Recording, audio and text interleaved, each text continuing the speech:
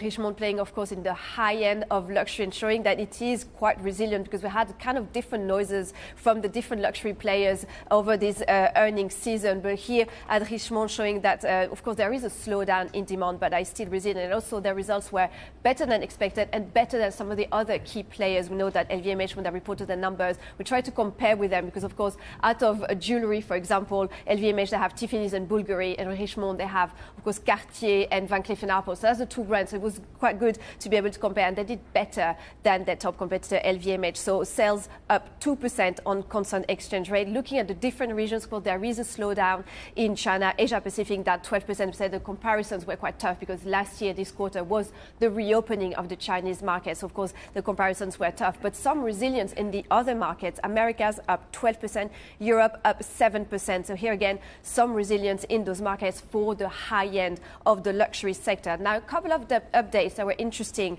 from Richemont. One, the creation of this CEO position. The current CEO, Van Cleef & Arpels, now becoming CEO of Richemont from June 1st. Now, the chair, Johan Rupert, saying that he's not stepping back from the business. He will very much stay involved in there. De Beers, there were some rumbles on the market on Richemont. Could Richemont be interested in potentially buying De Beers when its spin-off was sold from Anglo-American? And they said actually this morning, the chairman, that De Beers was offered to Richemont, that they felt they could not add value to the group. So very interesting update here to clarify this.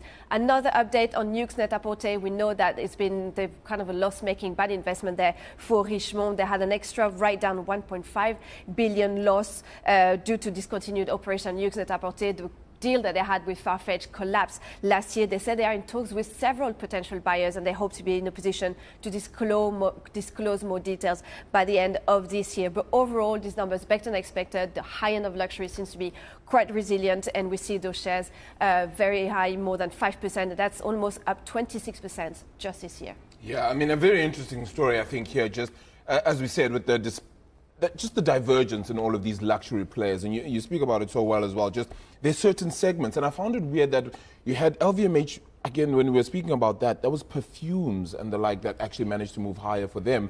And this one, it's just particularly, if you're focusing in on things like diamonds, jewelry, all of that pushes a little bit higher as well. No, certainly very high-end, resilient. Of course, the very rich will still be very rich, and we see the performance at Hermès is kind of showing that the high-end luxury players are doing okay. But interesting you mentioned perfumes, because they announced actually this morning, Richemont, that they're creating a new role of CEO for high perfumes and beauty.